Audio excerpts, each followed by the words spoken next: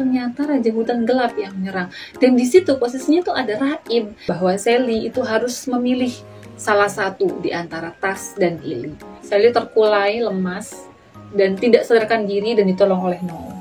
Assalamualaikum teman-teman. Ini adalah video part 2 dari cerita novel Ili karya Terelie. Buat teman-teman yang belum nonton part 1-nya, ditonton dulu ya. Terima kasih, selamat menyaksikan. Bukan kejahatan sih, kayak kelancangan Sally ini juga ditutup oleh sebuah berita yang mengejutkan, yaitu tentang kota Srengenge 1.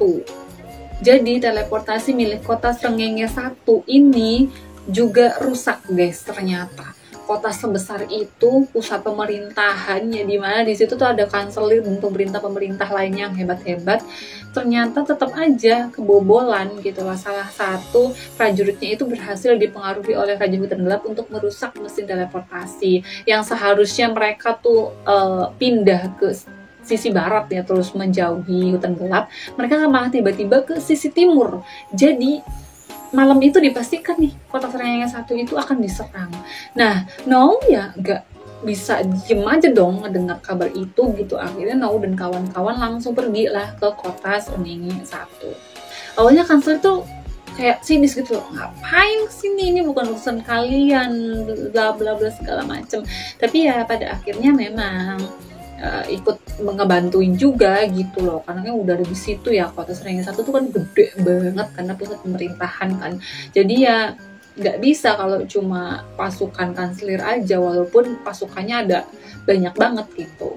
Dan di pertarungan inilah sebuah rahasia terungkap. Karena Sally itu kan udah tahu ya kalau Raja Hutan Gelap itu adalah Tas dari awal gitu loh. Dia udah tahu dari mimpi-mimpinya. Tapi dia tuh nggak cerita sama sekali ke siapapun, termasuk Raib. Sampai pada akhirnya di pertempuran di kota Srengenge 1 ini, yang muncul itu bukan Ili guys. Yang nyerang tuh bukan Ili, ternyata Raja Hutan Gelap yang menyerang. Dan di situ posisinya tuh ada Raib. Jadi Raib tuh kayak kaget banget gitu loh. Bapak aku nih yang selama ini saya cari-cari, yang saya benci sama dia, saya marah, tapi saya juga kangen, saya juga pengen ketemu sama dia gitu loh. Tapi ternyata pas ketemu dia jadi jahat dan dia jadi sumber masalah yang bisa bahkan menghancurkan dunia paralel gitu loh. Jadi Sally Raib itu kayak kecewa dan dia tuh langsung lemes gitu, paham gak sih? Terus Cuas tuh bilang katanya, coba bawa sini aja Raibnya gitu, jangan biarkan dia tetap bertempur, tetap ada di arena pertempuran gitu. Akhirnya Sally membawa Raib ke tempat peristirahatan dan mereka hanya mengawasi di monitor. Nah, lama-kelamaan situasi itu makin genting ya, karena kota Srengenge 1 itu kan besar banget ya. Nah, yang bertugas untuk mengawasi atau menjaga keseluruhan kota itu kan naga dan 2 burung phoenix. Nah, mereka bertiga itu udah kayak nggak bisa nge-handle kota sebesar itu lagi gitu loh. Jadi ini gimana nih gitu, kalau misalkan terus dibiarkan kayak gini, kota Srengenge 1 juga akan hancur gitu.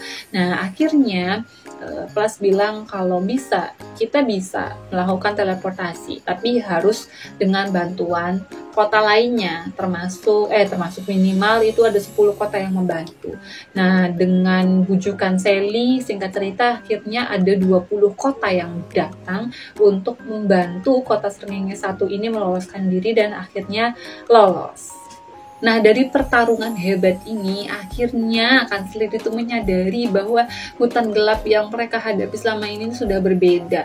Hutan gelap itu sudah semakin pintar, kekuatannya sudah semakin besar, dan juga pergerakannya itu sudah semakin cepat. Akhirnya kanselir ini sepakatlah mereka mengumpulkan seluruh warga Klan Matahari Minor yang memiliki kekuatan, dan mereka merencanakan sebuah strategi yang matang untuk menyerang bunga matahari hitam. Nah, gimana cara menyerangnya? Sedangkan bunga matahari hitam itu ada di dalam pusat hutan. Sedangkan kita masuk ke hutan gelapnya aja nih udah susah gitu loh melawan tumbuhan aneh dan sulur-sulur itu gitu. Nah, Cuas itu punya ide. Karena Sally ini sering bermimpi mendatangi pusat hutan dan bertemu dengan bunga matahari hitam ya, akhirnya Cuas itu memasang sebuah alat gitu loh, alat ketika Sally tidur. Nah, alat itulah yang akan mendeteksi titik di mana pusat hutan itu berada.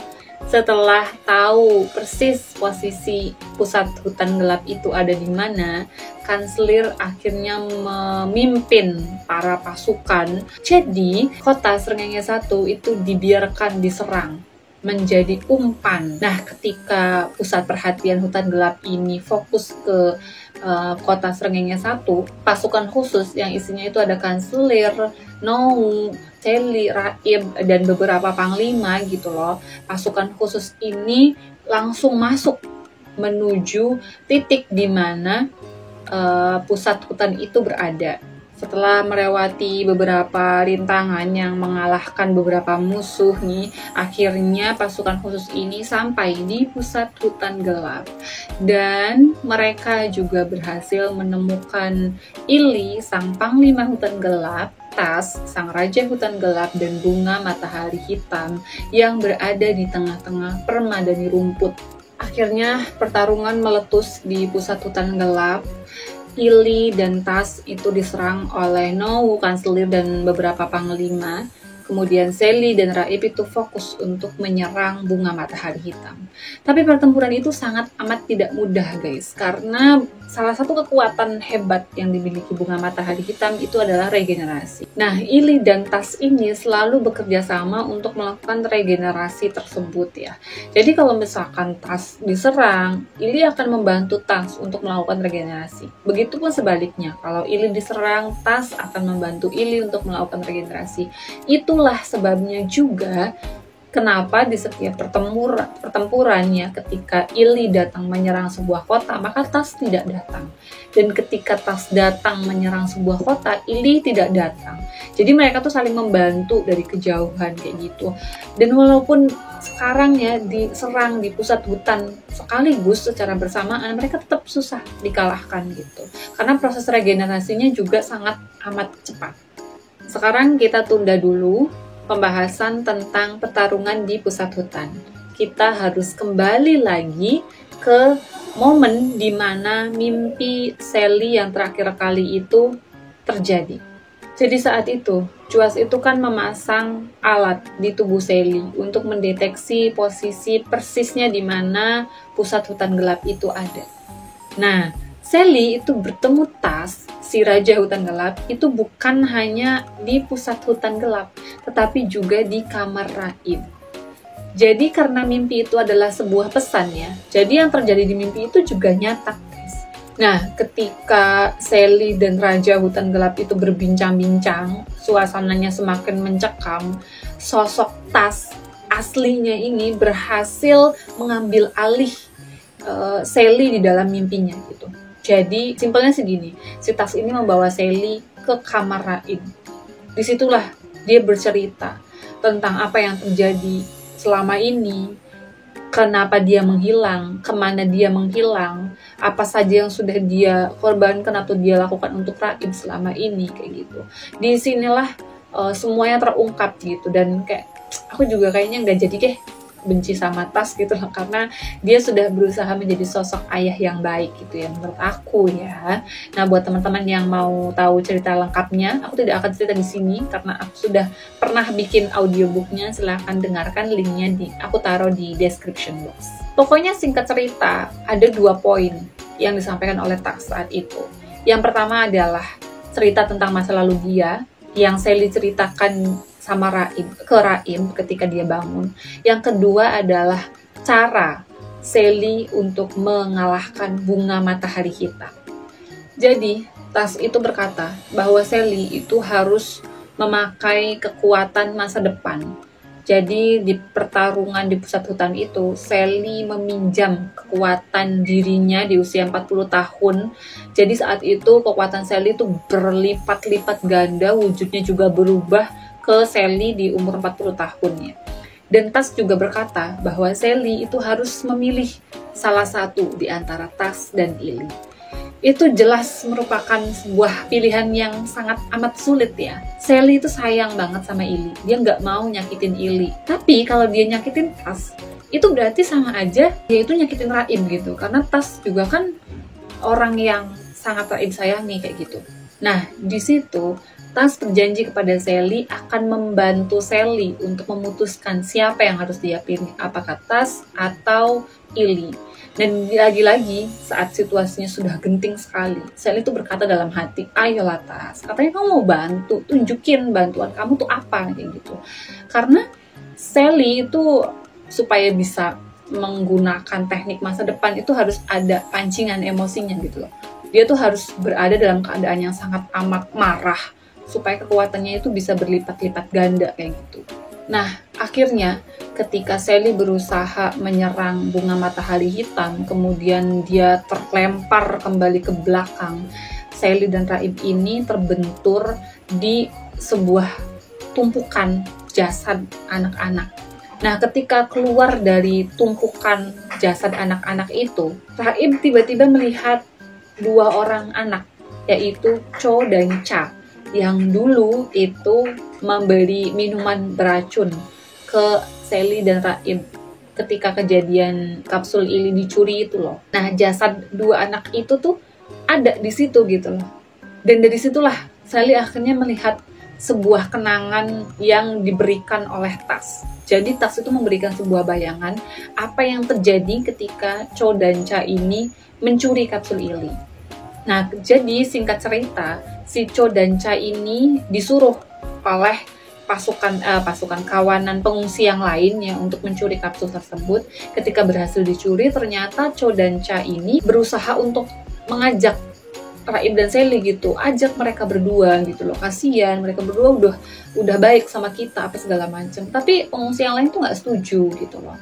Dan Cho dan Cha ini karena cerewet banget dilemparlah keluar dari kapsul dan ditinggalkan. Singkat cerita akhirnya mereka diserang hutan gelap dan akhirnya terbunuh, darahnya diserap.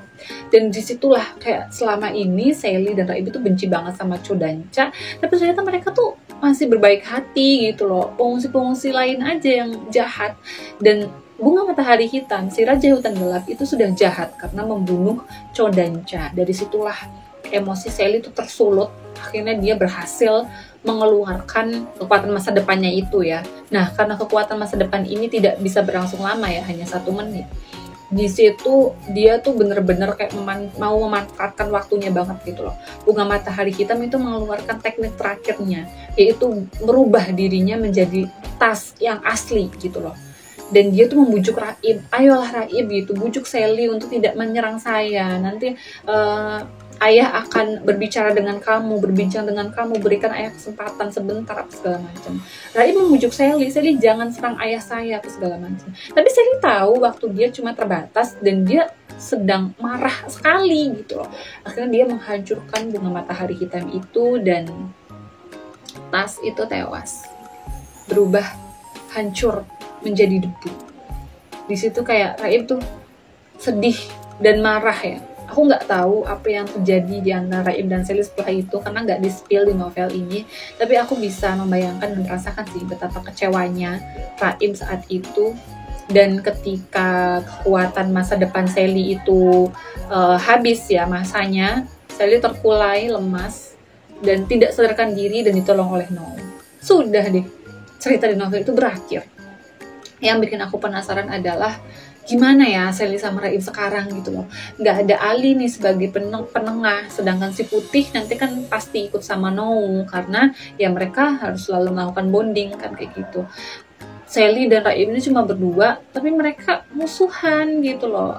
Sally pasti merasa bersalah banget, tapi Raib juga sedih kenapa Sally memutuskan untuk itu gitu loh, memilih untuk menghancurkan Tas kayak gitu.